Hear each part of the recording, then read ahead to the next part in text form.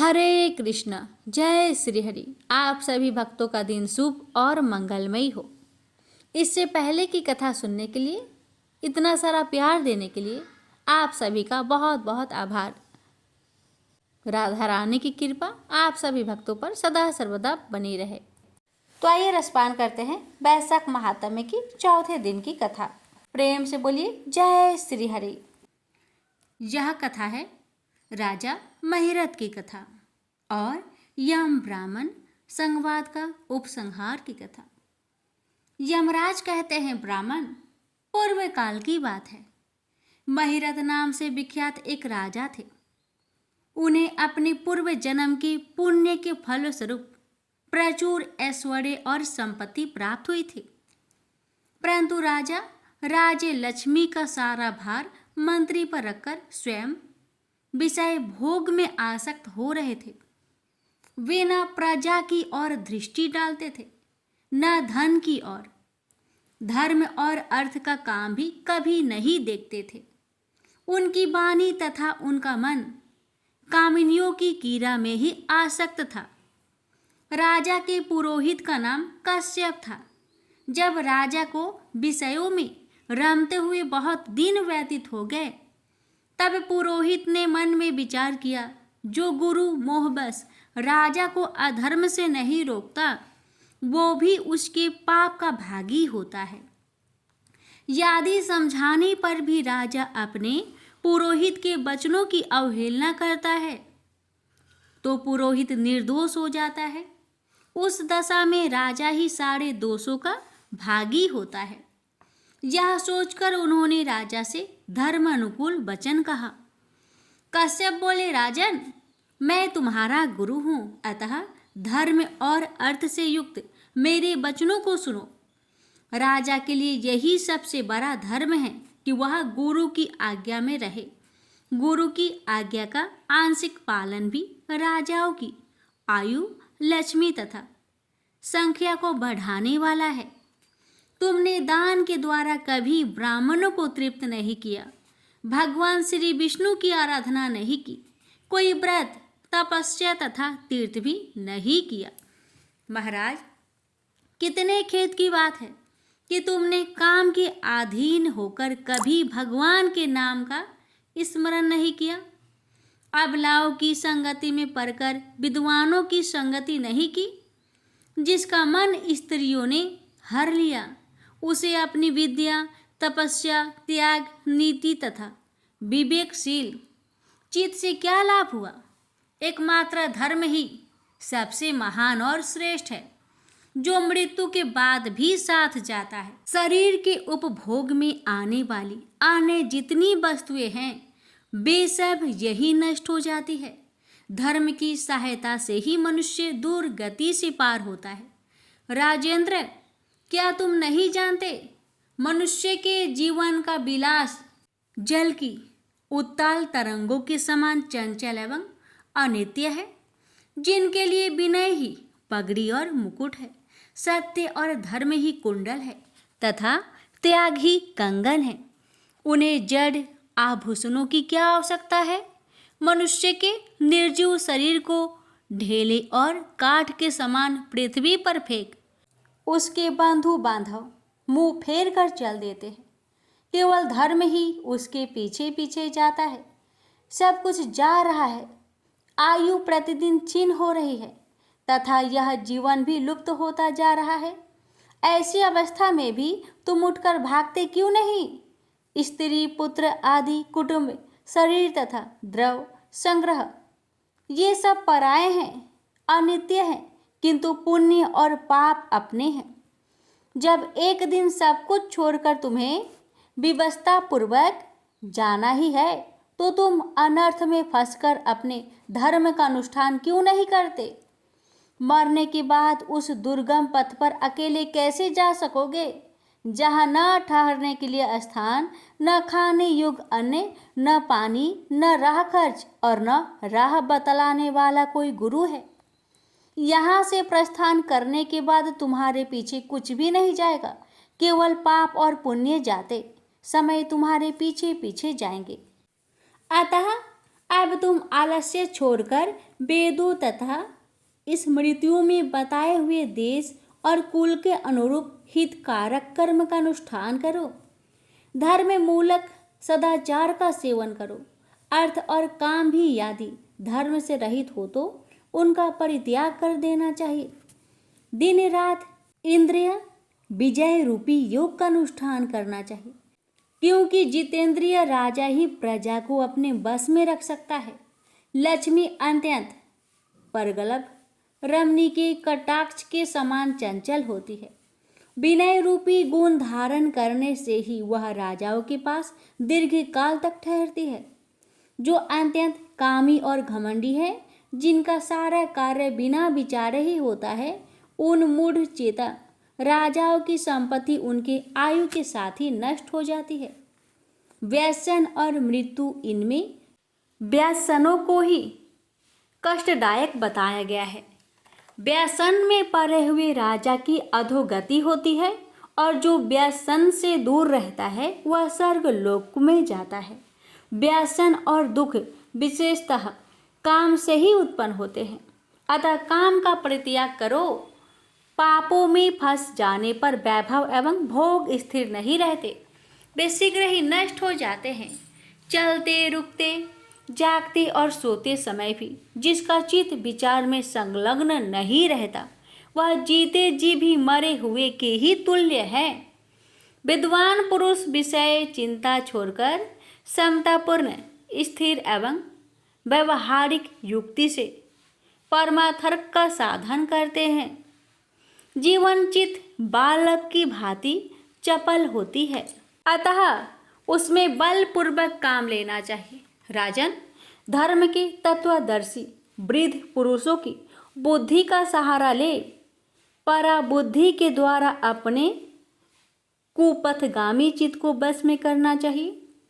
लौकिक धर्म में मित्र भाई बंधु, हाथ पैरों का चलाना, देशांतर में जाना, शरीर से कलेश उठाना तथा तीर्थ के लिए यत्न करना आदि कोई भी परम पद की प्राप्ति में सहायता नहीं कर सकते।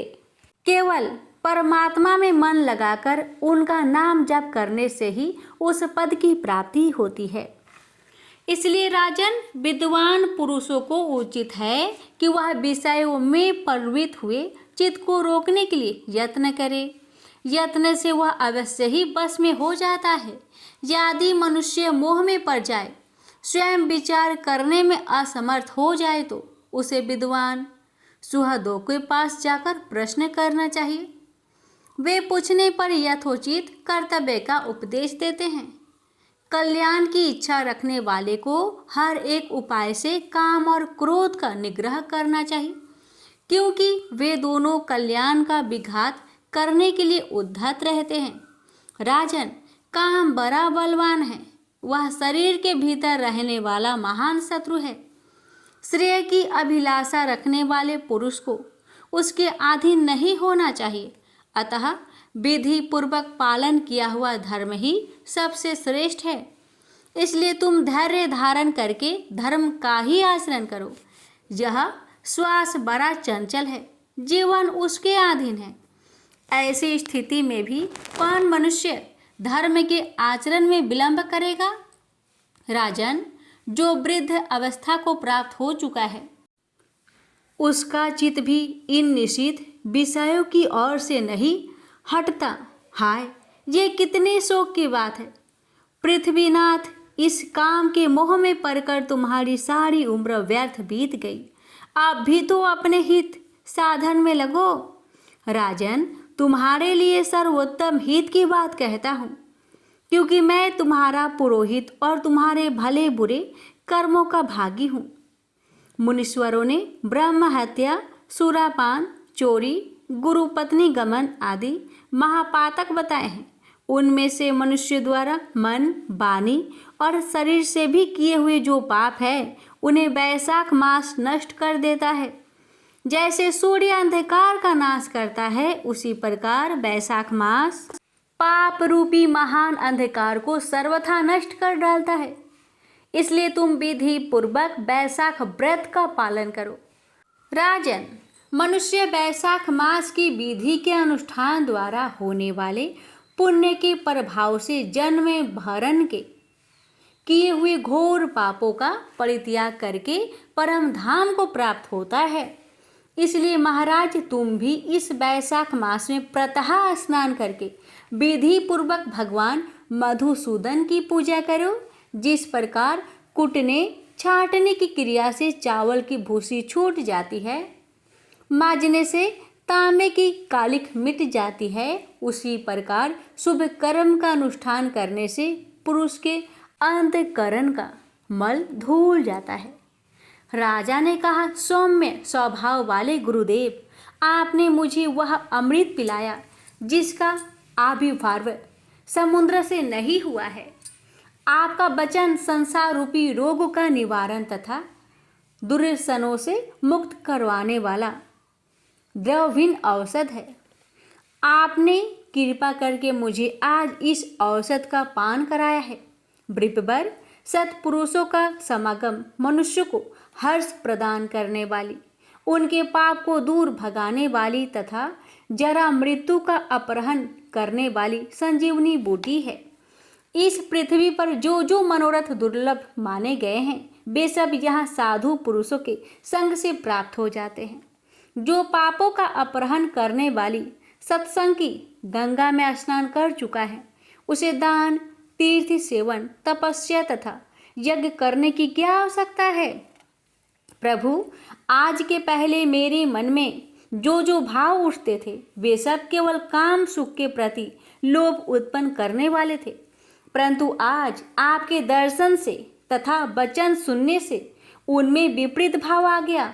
मूर्ख मनुष्य एक जन्म के सुख के लिए हजारों जन्म का सुख को नष्ट करता है, और विद्वान पुरुष एक जन्म से हजारों जन्म बना लेते हैं। हाय हाय, कितनी खेद की बात है कि मुझ मूर्ख ने अपने मन को सदा काम जनित रस के आस्वादन सुख में ही फंसाए रखने के कारण कभी कुछ भी आत्म कल्याण का कार्य नहीं किया।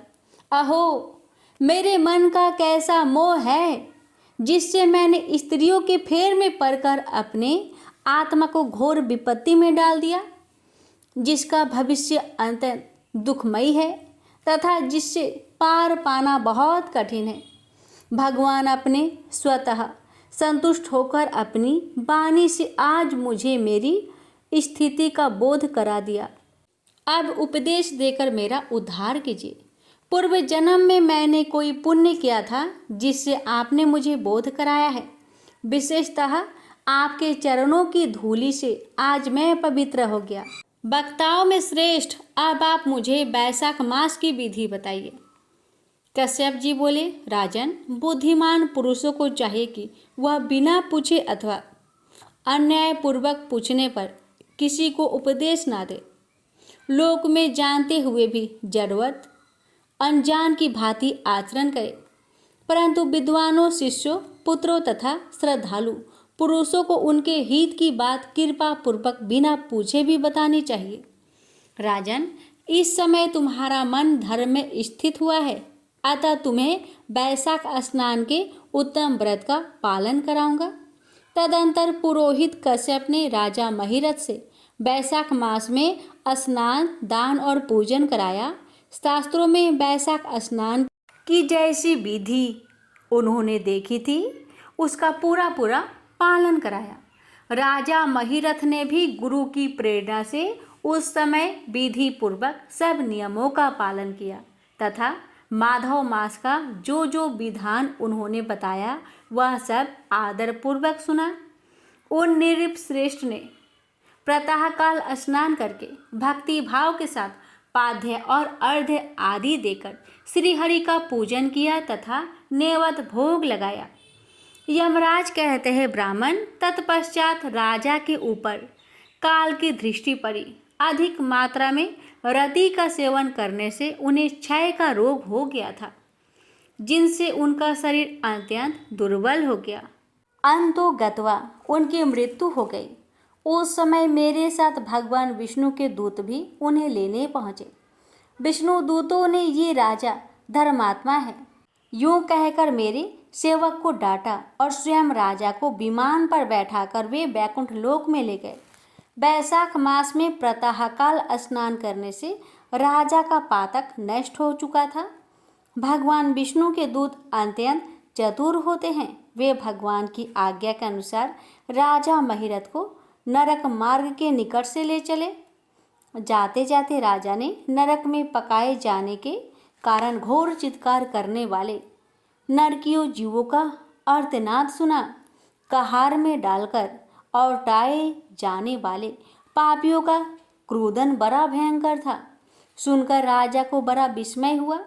वे अत्यंत दुखी होकर दूतों से बोले, जीवों के कहराने की यह भयंकर आवाज़ क्यों सुनाई दे रही है? इसमें क्या कारण है? आप लोग सब बातें बताने की कृपा करें। विष्णुदूत बोले, जिन प्राणियों ने धर्म की मर्यादा का परित्याग किया है, जो पापाचारी एवं पुण्यहीन हैं, वे तामिस्त्र आदि भयंकर नरक में डाले गए हैं। पापी मनुष्य प्राण त्यागने के पश्चात यमलोक के मार्ग में आकर भयानक दुख भोगते हैं। यमराज के भयंकर दूत उन्हें इधर उधर घसीटते हैं और वे अंधकार में गिर पड़ते हैं। उन्हें आग में जलाया जाता है। उनके शरीर में कांटे चुभाए जाते हैं। उनको आरी से चीरा जाता है। वे भूख प्यास से पीड़ित रहते हैं। पीप और रक्त की दुर्गंध के कारण उन्हें बार बार मूर्छा आ जाती है।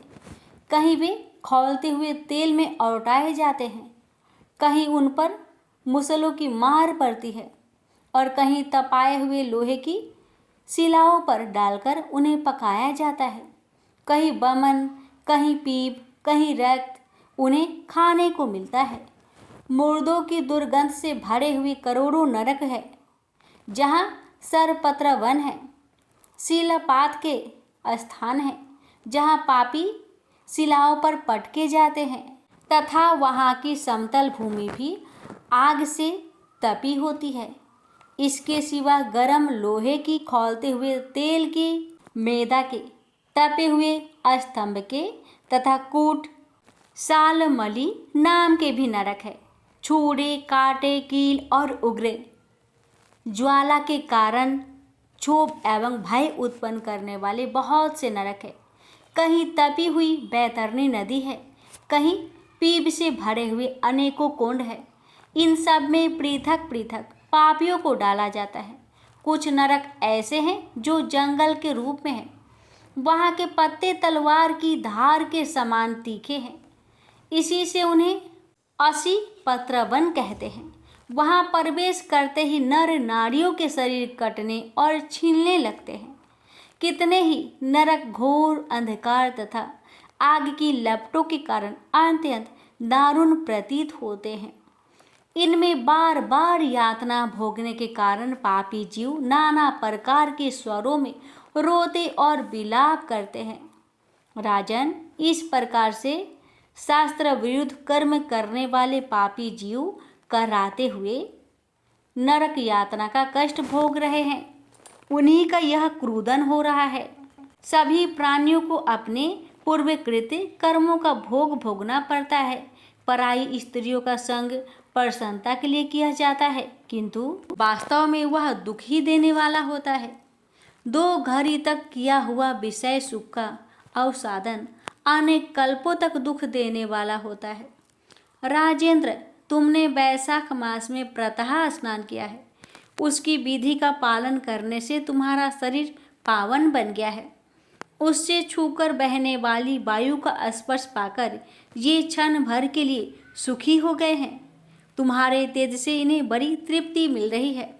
इसी से अब ये नरकवर्ती जीव कहराना छोड़कर चुप हो गए हैं। पुण्यवानों का नाम भी यदि सुना या उच्चारण किया जाए तो वह सुख का साधक होता है, तथा उसे छूकर चलने वाली वायु भी शरीर में लगने पर बड़ा सुख देती है। यमराज कहते हैं, करुणा के सागर राजा महिरथ अद्भुत कर्म करने वाले भगवान श्री विष्णु के दूतों की उपयुक्त बात सुनकर द्रवित हो उठे। निश्चय ही साधु पुरुषों का हृदय मक्खन के समान होता है। जैसे नवनीत आग की आंच पाकर पिघल जाता है, उसी प्रकार साधु पुरुषों का हृदय भी दूसरों के संताप से संतप्त होकर द्रवित हो उठता है। उस समय राजा ने दूतों से कहा।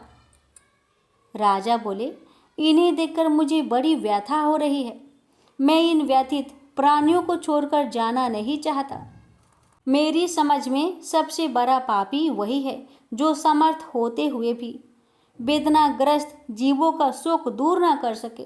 यदि मेरे शरीर को छूकर बहने वाली वायु के स्पर्श से ये जीव सुखी हुए हैं तो आप लोग मुझे उसी स्थान पर ले चलिए, क्योंकि जो चंदन वृक्ष की भांति दूसरों के ताप दूर करके उन्हें आह्लादित करते हैं तथा जो परोपकार के लिए स्वयं कष्ट उठाते हैं वे ही पुण्य आत्मा है।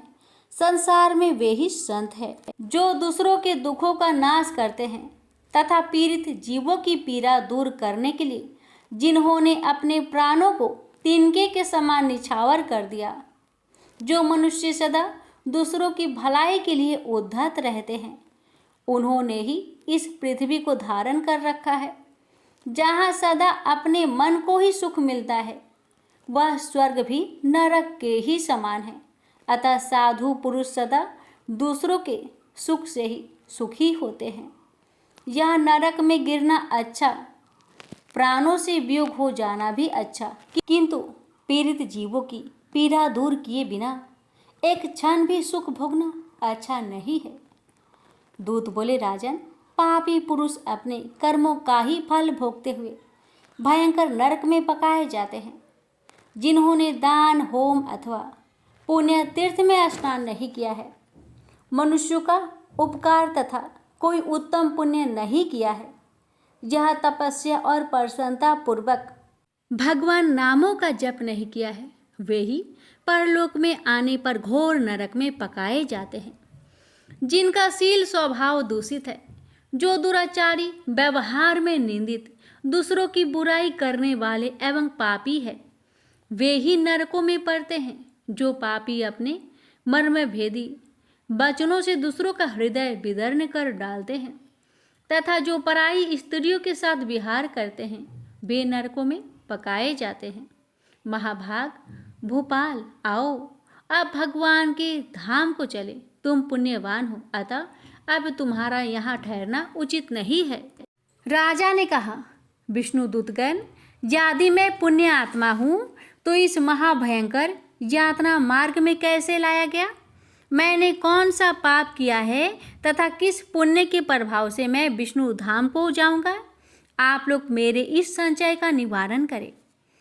दूत बोले, राजन, तुम्हारा मन काम के अधीन हो रहा था, इसलिए तुमने कोई पुण्य यज्ञ अनुष्ठान अथवा यज्ञ वशिष्ठ अन्न का भोजन नहीं किया है, इसलिए तुम्हें इस मार्ग से लाया गया है।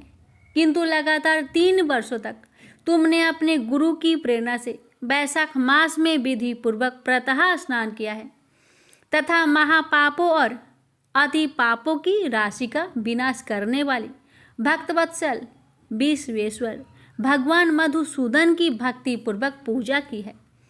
यह सब पुण्यों का सार है। केवल इस एक ही पुण्य से तुम देवताओं द्वारा पूजित होकर श्री विष्णु धाम को ले जाए जा रहे हो। नरेश्वर, जैसे एक ही चिंगारी पर जाने से तिनकों की राशि भस्म हो जाती है, उसी प्रकार वैशाख मास में प्रातः स्नान करने से पाप राशि का विनाश हो जाता है। जो वैशाख में शास्त्रोक्त नियमों से युक्त होकर स्नान करता है वह हरिभक्त पुरुष अति पापों के समूह से छुटकारा पाकर विष्णु पद को प्राप्त होता है। यमराज कहते हैं, ब्राह्मण, तब दया सागर राजा ने उन जीवों के शोक से पीड़ित हो भगवान श्री विष्णु के दूतों से विनयपूर्वक कहा, साधु पुरुष प्राप्त हुए ऐश्वर्य का, गुणों का तथा पुण्य का यही फल मानते हैं कि इनके द्वारा कष्ट में पड़े हुए जीवों की रक्षा की जाए। यदि मेरा कुछ पुण्य है तो उसी के प्रभाव से ये नरक में पड़े हुए जीव निष्पाप होकर स्वर्ग को चले जाए और मैं इनकी जगह नरक में निवास करूंगा। राजा के ऐसे वचन सुनकर श्री विष्णु के मनोहर दूत उनके सत्य और उदारता पर विचार करते हुए इस प्रकार बोले, राजन, इस दया रूप धर्म के अनुष्ठान से तुम्हारे संचित धर्म की विशेष वृद्धि हुई है। तुमने वैशाख मास में जो स्नान, दान, जप, होम तथा देव पूजन आदि कर्म किए हैं वे अक्षय फल देने वाले हो गए हैं।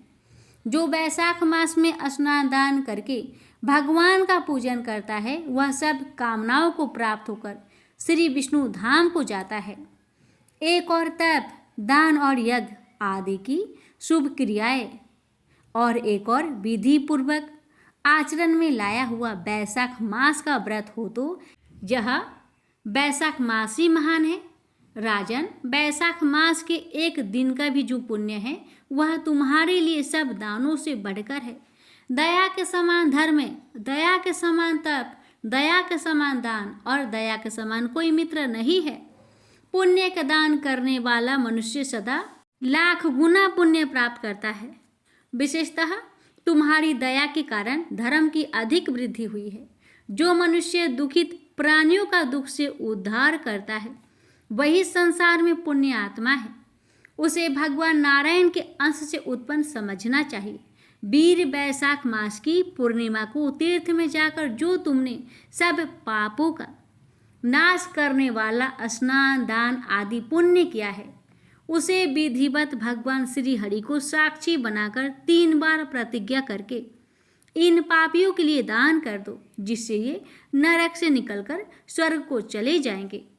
हमारा तो ऐसा विश्वास है कि पीड़ित जंतुओं को शांति प्रदान करने से जो आनंद मिलता है उसे मनुष्य स्वर्ग और मोक्ष में भी नहीं पा सकता।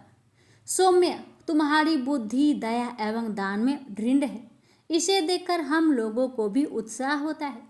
राजन, यदि तुम्हें अच्छा जान पड़े तो अब बिना विलंब किए इन्हें वह पुण्य प्रदान करो जो नरक यातना के दुख को दग्ध करने वाला है। विष्णु दूतों के यूं कहने पर दयालु राजा महिरथ ने भगवान गदाधर को साक्षी बनाकर 3 बार प्रतिज्ञा पूर्वक संकल्प करके उन पापियों के लिए अपना पुण्य अर्पण किया। वैशाख मास के एक दिन के ही पुण्य का दान करने पर भी वे सभी जीव यम यातना के दुख से मुक्त हो गए। फिर अत्यंत हर्ष से भरकर वे श्रेष्ठ विमान पर आरूढ़ हुए और राजा की प्रशंसा करते हुए उन्हें प्रणाम करके स्वर्ग को चले गए। इस दान से राजा को विशेष पुण्य की प्राप्ति हुई। मुनियों और देवताओं का समुदाय उनकी स्तुति करने लगा तथा वे जगदीश्वर श्री विष्णु के पार्षदों द्वारा अभिवंदित होकर उस परम पद को प्राप्त हुए जो बड़े बड़े योगियों के लिए भी दुर्लभ है। द्विज श्रेष्ठ, यह वैशाख मास और पूर्णिमा का कुछ महात्म्य यहाँ थोड़े में बतलाया गया है। यह धन, यश, आयु तथा परम कल्याण प्रदान करने वाला है। इतना ही नहीं, इससे स्वर्ग तथा लक्ष्मी की भी प्राप्ति होती है। यह प्रशंसनीय महात्म्य अंत कारण को शुद्ध करने वाला और पापों को धो डालने वाला है। माधव मास का यह महात्म्य भगवान माधव को अत्यंत प्रिय है। राजा महिरथ का चरित्र हम दोनों का मनोरम संवाद सुनने, पढ़ने तथा विधि पूर्वक अनुमोदन करने से मनुष्य को भगवान की भक्ति प्राप्त होती है, जिससे समस्त कलेशों का नाश हो जाता है। सूत जी कहते हैं, धर्मराज की यह बात सुनकर वह ब्राह्मण उन्हें प्रणाम करके चला गया। उसने भूतल पर प्रतिवर्ष स्वयं तो वैशाख स्नान की विधि का पालन किया ही, दूसरों से भी कराया। यह ब्राह्मण और यम का संवाद है। आप लोगों से वैशाख मास के पुण्यमयी स्नान के प्रसंग में सुनाया है। जो एकजित होकर वैशाख मास के महात्म्य श्रवण करता है वह सब पापों से मुक्त होकर श्री विष्णु की परम पद को प्राप्त होता है। प्रेम से बोलिए जय श्री हरि। हे भगवान, आपके इस पावन महात्म्य कथा को कहने वाले और श्रद्धा पूर्वक सुनने वाले सभी भक्तों पर अपनी कृपा सदा सर्वदा बनाए रखना। प्रेम से बोलिए लक्ष्मीपति विष्णु भगवान की जय। प्यारे भक्तों, आज वैशाख मास की चतुर्थी तिथि होने के साथ साथ संकष्टी चतुर्थी का शुभ दिन भी है। अतः अब हम प्रस्तुत करते हैं संकष्टी चतुर्थी की व्रत कथा एवं महिमा। भक्तों, वैशाख की कृष्णा पक्ष की चतुर्थी तिथि धर्म, पुण्य और आरोग्य प्राप्ति के लिए अत्यंत शुभ मानी गई है।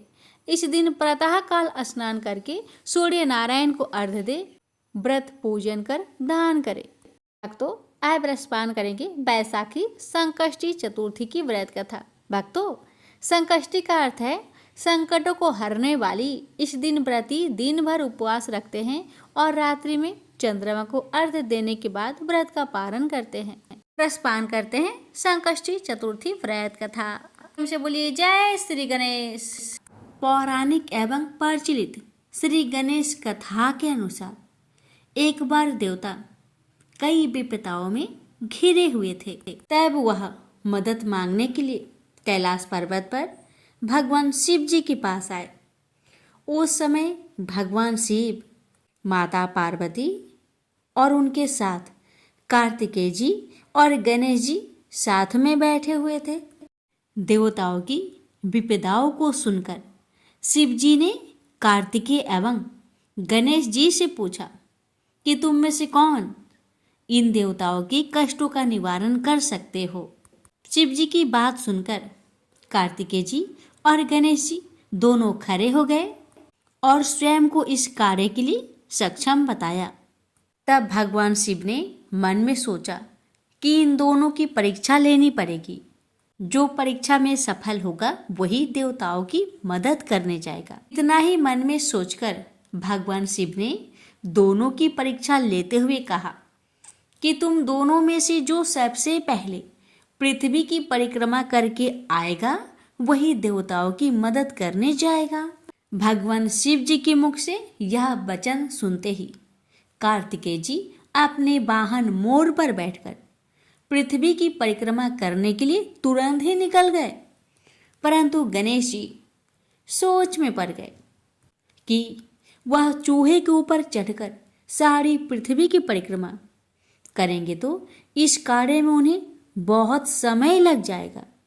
अब भगवान सोच में पड़ गए कि मैं क्या करूं। तभी भगवान गणेश के दिमाग में एक उपाय सूझा। करना क्या था, गणेश जी अपने स्थान से उठ खड़े हुए और अपने माता पिता यानी शिव जी और पार्वती जी की 7 बार परिक्रमा करके वापस बैठ गए। अब उधर कार्तिकेय जी पृथ्वी की परिक्रमा करके लौटे और अपने आप को विजेता बताने लगे। अब इधर भगवान शिव ने गणेश जी से पूछा कि पुत्र, तुमने पृथ्वी की परिक्रमा क्यों न की, इसका कारण बताओ। तब श्री गणेश जी ने कहा, माता पिता के चरणों में ही समस्त लोक है।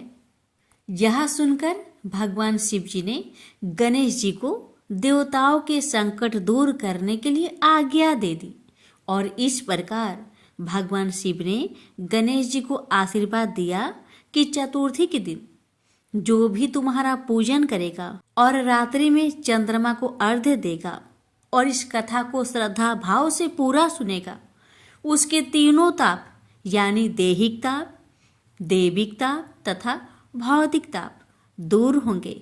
इस व्रत को करने से व्रतधारी के सभी तरह के दुख दूर होंगे और उसे जीवन के भौतिक सुखों की प्राप्ति होगी। चारों तरफ से मनुष्य की सुख समृद्धि बढ़ेगी, पुत्र पौत्र आदि धन ऐश्वर्य की कमी नहीं रहेगी।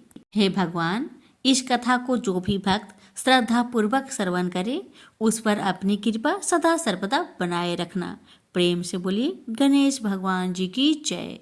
एक बार भगवान शिव और माता पार्वती नदी किनारे बैठे हुए थे। वहां माता पार्वती ने भगवान शिव जी से समय व्यतीत करने के लिए चौपर खेलने के लिए कहा। शिव जी चौपर खेलने के लिए तैयार हो गए, परंतु इस खेल में हार जीत का फैसला कौन करेगा, यह प्रश्न उनके समक्ष उठा। तो भगवान शिव जी ने कुछ तिनके एकत्रित कर उसका एक पुतला बनाकर उसकी प्राण प्रतिष्ठा कर दी और पुतले से कहा, बेटा, हम चौपर खेलना चाहते हैं, परंतु हमारी हार जीत का फैसला करने वाला यहाँ कोई नहीं है, इसलिए तुम बताना कि हम दोनों में से कौन जीता और कौन हारा। उसके बाद भगवान शिव और माता पार्वती का चौपर खेल शुरू हो गया। यह खेल 3 बार खेला गया। और संयोग से 3 बार माता पार्वती ही जीत गई। खेल समाप्त होने के बाद बालक से हार जीत का फैसला करने के लिए कहा गया, तो उस बालक ने कह दिया कि भगवान शिव विजयी है। झूठा बात सुनकर माता पार्वती क्रोधित हो गई। क्रोध में उन्होंने बालक को लंगड़ा होने और कीचड़ में पड़े रहने का श्राप दे दिया। बालक ने माता पार्वती से माफी मांगी और कहने लगा, हे माता, मुझसे यह अज्ञानता बस हुआ है। मैंने किसी देश भाव से ऐसा नहीं कहा, इसलिए मुझे क्षमा कर दीजिए। बालक के क्षमा मांगने पर माता को दया आई और माता ने कहा, देखो, यहाँ गणेश पूजन के लिए नाग कन्याएं आएगी। उनके कहे अनुसार तुम गणेश जी का व्रत करो। ऐसा करने से तुम मुझे प्राप्त करोगे।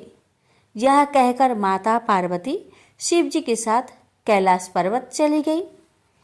1 वर्ष के बाद उस स्थान पर नाग कन्याएं आई।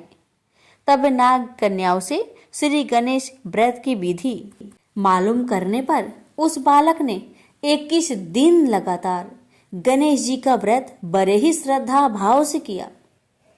उसकी श्रद्धा से गणेश जी प्रसन्न हुए और उन्होंने बालक को मनोवांछित फल मांगने के लिए कहा।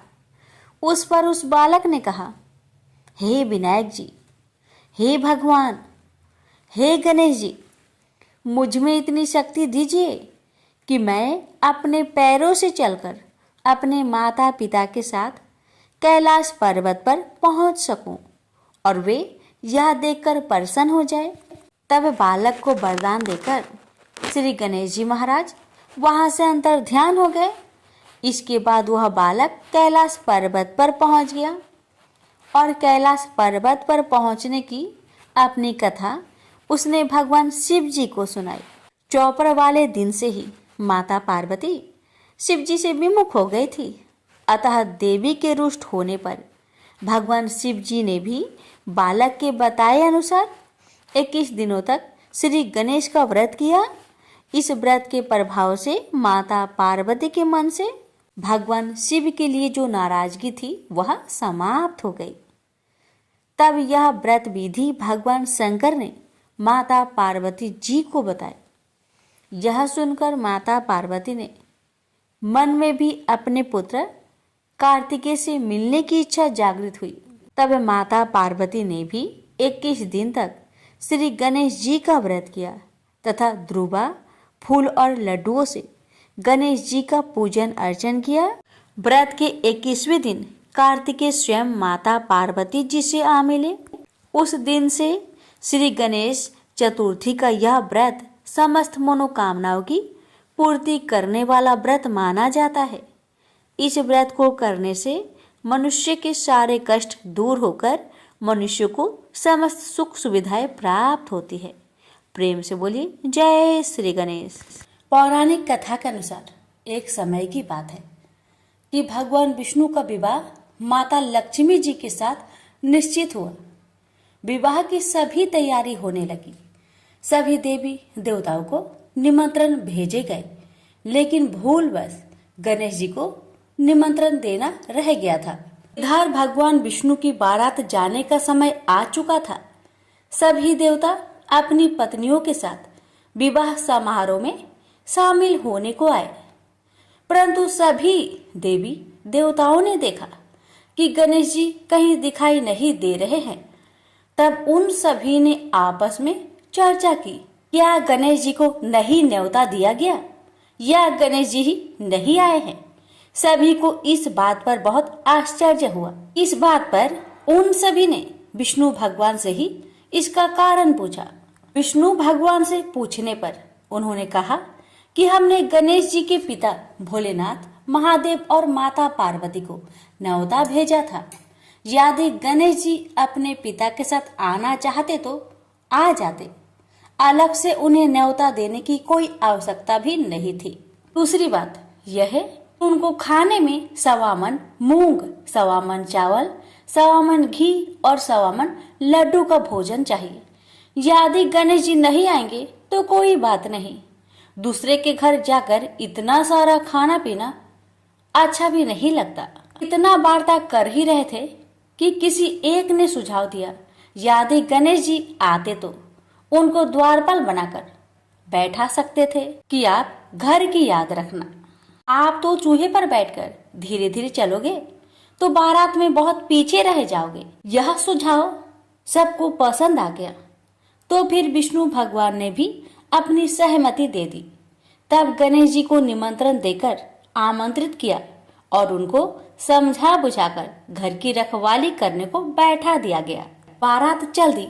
तब नारद जी ने देखा कि गणेश जी तो दरवाजे पर ही बैठे हुए हैं, तो वे गणेश जी के पास गए और रुकने का कारण पूछा। गणेश जी कहने लगे कि विष्णु भगवान ने मेरा बहुत अपमान किया है। नारद जी ने कहा कि आप अपनी मूषक सेना आगे भेज दो तो वह रास्ता खोद देगी, जिससे उनके वाहन धरती में धंस जाएंगे। तब आपको सम्मान पूर्वक बुलाना पड़ेगा। अब तो गणेश जी ने अपनी मूषक सेना को आदेश दिया, जाओ, और सेना ने जमीन पोली कर दी। जब बारात वहां से निकली तो रथों के पहिए धरती में धंसने लगी। लाख कोशिश की परंतु पहिए नहीं निकले। सभी ने अपने अपने उपाय किए परंतु पहिए तो नहीं निकले, बल्कि जगह जगह से टूटने लगे।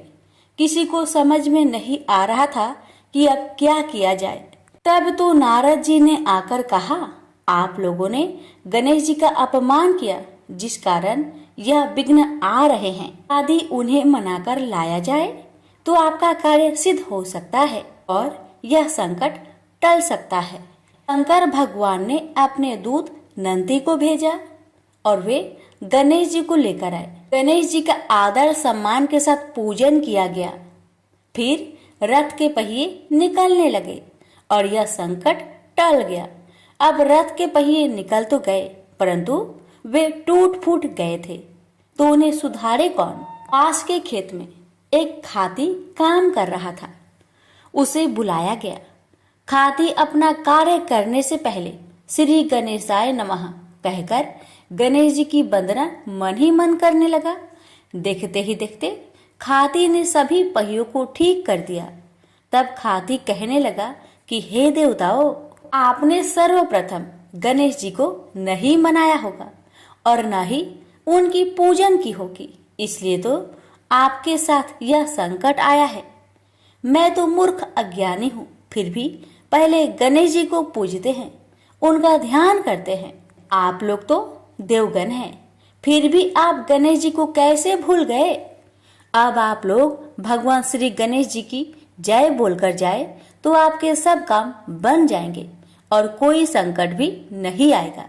ऐसा कहते हुए बारात वहां से चल दी और विष्णु भगवान का लक्ष्मी जी के साथ विवाह संपन्न करा के सभी सकुशल घर लौट आए।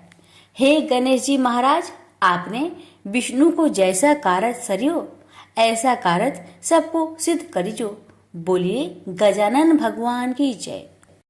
एक नगर में एक बूढ़ी माँ रहती थी। वह अपने बेटे की सलामती के लिए 12 महीनों की चौथ का व्रत करती थी।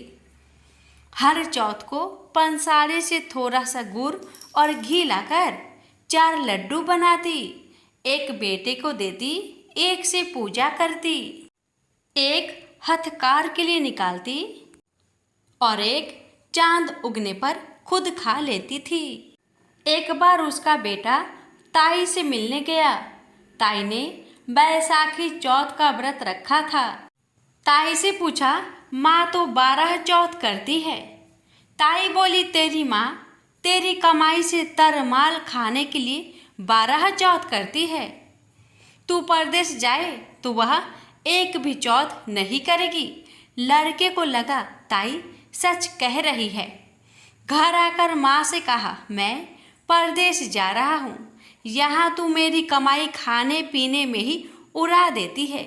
माँ ने समझाकर रोकना चाहा पर बेटा नहीं माना। माँ ने उसे साथ ले जाने के लिए चौथ माता के आंखें दिए और कहा, मुसीबत में ये आंखें तेरी मदद करेगी। वह आंखें लेकर रवाना हो गया। घूमते हुए एक नगर में पहुंचा। उसने देखा एक बूढ़ी माँ रोते जा रही थी और पुआ बनाते जा रही थी। उसने कारण पूछा तो बूढ़ी माई ने कहा, बेटा, इस नगर की पहाड़ी पर एक दैत्य रहता है। पहले वह नगर में आकर कई लोगों को खाने के लिए मार देता था। अब राजा हर घर से एक आदमी दैत्य के पास भेजता है और आज मेरे बेटे की बारी है, इसलिए रो रही हूँ और उसी के लिए पुए बना रही हूँ। वह बोला, तू पुए मुझे खिला दे, तेरे बेटे की जगह मैं चला जाता हूँ। बूढ़ी माँ ने खीर पुए उसे खिला दिए। खा पीकर वह सो गया। रात को राजा के सैनिक आए तो बूढ़ी माँ ने उसे भेज दिया। दैत्य के सामने पहुंचने पर उसने चौथ माता के आंखें दैत्य की तरफ फेंककर कहा, हे चौथ माता, यदि मेरी माँ मेरी सलामती के लिए व्रत करती है तो दैत्य का सिर कटकर गिर जाए। तुरंत दैत्य का सिर कटकर गिर गया। लड़का वापस आ गया। राजा ने उसे उपहार देकर विदा किया। चलते हुए एक दूसरे राजा के नगर में पहुंचा। इस राज्य में आवा तभी पकता था जब एक इंसान की बलि दी जाती थी। सिपाहियों ने उसे पकड़कर आवे में चुन दिया। लड़के ने आंखें आवे में डाले और कहा, हे चौथ माता, यदि मेरी माँ मेरी सलामती के लिए व्रत करती है तो आवा मेरी बलि लिए बिना ही झट से पक जाए। आवा तुरंत पक गया। आवे में से मिट्टी की जगह सोने चांदी के बर्तन निकले। अंदर से लड़का बोला, बर्तन धीरे धीरे निकालना, मुझे लग न जाए। राजा ने उसे निकलवाया और पूछा, इस आवे से तुम बच कैसे गए? लड़के ने बताया कि उसकी माँ चौथ माता का व्रत करती है, व्रत के कारण ही वह बच पाया है। राजा को विश्वास नहीं हुआ। उसने एक चांदी की सुराही मंगवाई और कहा कि सुराही की नली से निकलकर दिखाओ, तभी मुझे विश्वास होगा। लड़के ने चौथ माता को याद करके आंखें सुराही में डाले और कहा, मैं भंवरा बनूं, सुराही से निकलूं। लड़का भंवरा बनकर सुराही से निकल गया। राजा ने खुश होकर राजकुमारी की शादी उसके साथ करवाई और सभी लोगों को चौथ माता का व्रत करने को कहा। उसे माँ की याद आई। उसने राजा के पास जाकर खुद के नगर जाने की इच्छा जाहिर की। राजा ने रथ, घोड़ा, हाथी और खूब सारा दान दहेज देकर उन्हें विदा किया। चौथ के दिन अपने नगर पहुंचा। वह अकेला पंसारी के यहाँ माँ का इंतजार करने लगा। सोचा चौथ है तो माँ यहाँ जरूर आएगी। थोड़ी देर बाद लकड़ी टेकती हुई माँ आती दिखी। बेटा माँ के चरणों में गिर पड़ा। कहा, माँ, मैं तेरा बेटा हूँ, मुझे माफ़ कर दो। माँ ने उसे गले से लगा लिया। लोग चौथ माता की जय जयकार करने लगे। उस नगर के सभी लोग चौथ माता का व्रत करने लगे। हे चौथ माता, जैसे बूढ़ी माँ और उसके बेटे की सहायता की, वैसे हमारी भी करना। कहानी कहने और सुनने वाले पर कृपा करना। बोलिए चौथ माता की जय हो।